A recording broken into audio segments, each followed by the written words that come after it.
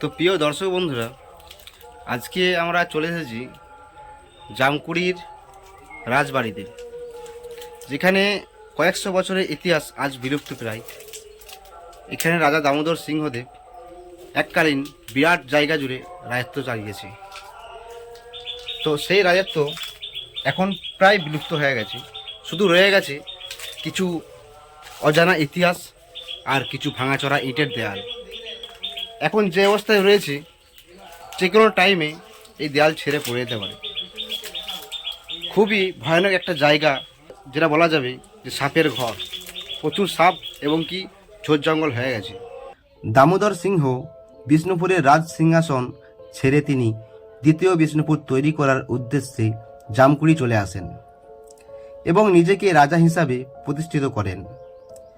এখানে এসে তিনি বহু বাঁধ অর্থাৎ জলাশয়, মাতা রাজরাজেশ্বরীর মন্দির এবং কি 108টি শিবলিঙ্গ প্রতিষ্ঠা করেন।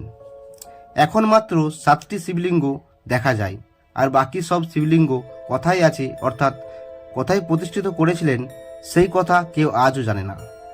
গত 3 বছর আগে একটি শিবলিঙ্গ খুঁজে পাওয়া গেছে। সেই শিবলিঙ্গ ছিল খেজুর গাছের গোড়ার ভিতরে। তো আপনারা দেখতে পাচ্ছেন সামনে একটা বিরাট বড় জলাশয়। এই জলাশয়টির নাম হচ্ছে দামোদর বাঁধ। এই দামোদর বাঁধ আমাদের জামকুড়ির যে রাজা দামোদর সিংহদেব, তিনি এই বাঁধ তৈরি করেছিলেন। এছাড়াও বিষ্ণুপুরের যে রাজা, তিনি 7টি বাঁধ নির্মাণ করেছিলেন। জামকুড়ির রাজা দামোদর সিংহদেব, তিনিও 7টি বাঁধ নির্মাণ করেছিলেন। তার মধ্যে এই একটি বাঁধ দামোদর বাঁধ। এছাড়াও এরকম আরো 6টি বাঁধ রয়েছে। এইখান থেকেই মা রাজরাজেশ্বরীর যে নবপত্রিকা এখান থেকেই তোলা হয় এবং মায়ের যে ঘট বিসর্জন এখানেই হয়। এই জামকুড়িতে যে দুর্গা উৎসব হয়ে থাকে তা সম্পূর্ণ বিষ্ণুপুর মল্ল রাজাদের নিয়ম রীতি অনুসারে হয়ে থাকে। এখানেও পটের পুজো হয় এবং কি কামানের গর্জনে সন্ধিক্ষণের চিহ্নিত করা হয়।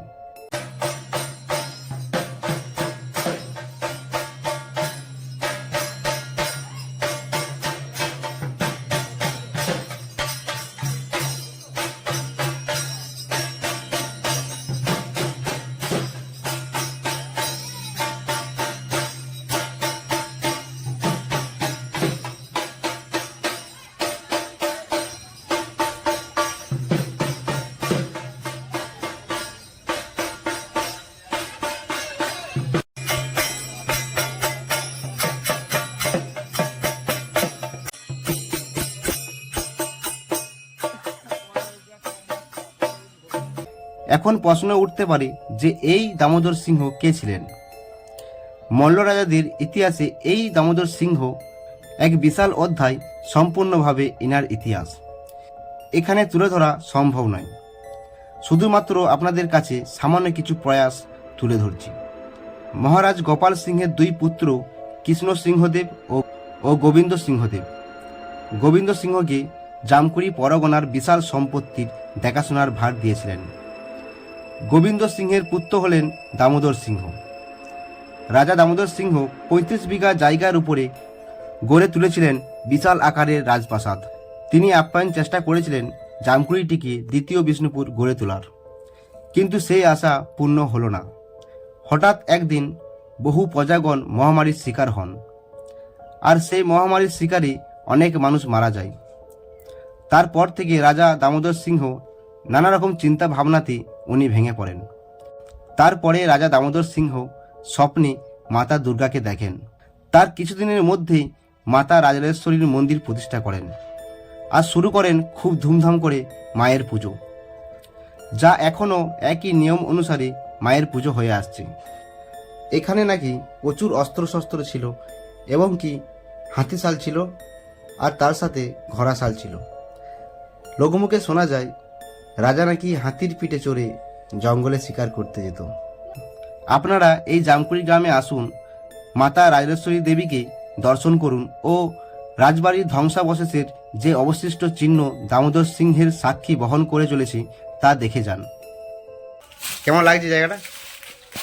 খুব সুন্দর। তবে এখন সেই সুন্দর তো নেই, সবই তো ভাঙা পাথর হয়ে গেছে। এখন ভয় লাগছে নাকি? কত বছর হবে? এটা প্রায় 400 পুরোনো হবে। 400। 400 বছরের।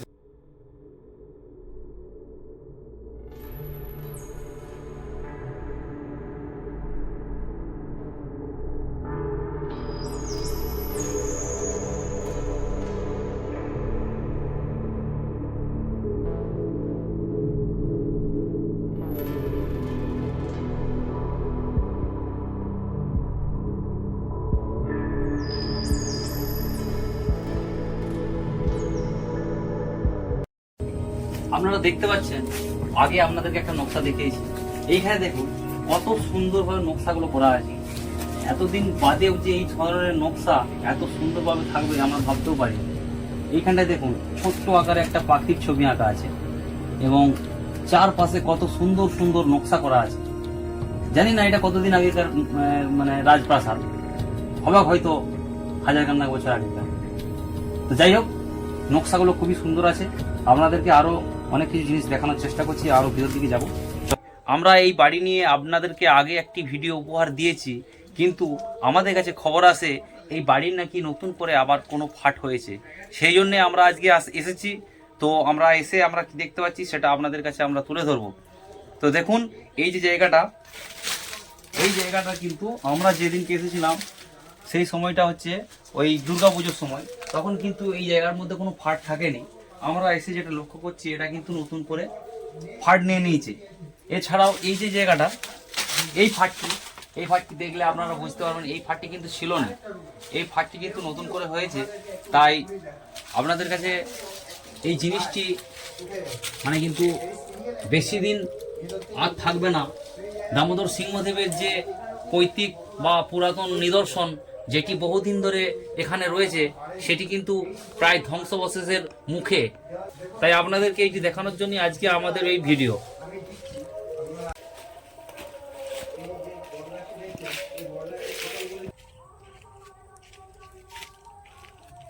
যাই হোক বন্ধুরা, আমরা এই রাজবাড়ি থেকে বেরিয়ে যাচ্ছি। তো আপনাদের এই ভিডিওটা কেমন লাগলো কমেন্টে অবশ্যই জানাবেন। আর যাই হোক, ভিডিওটা আমরা এখানে সমাপ্ত করছি। পরবর্তী কোনো একটা সুন্দর ভিডিওতে আপনাদের সাথে আবার দেখা হবে। তো এখনকার মতো বাই বাই।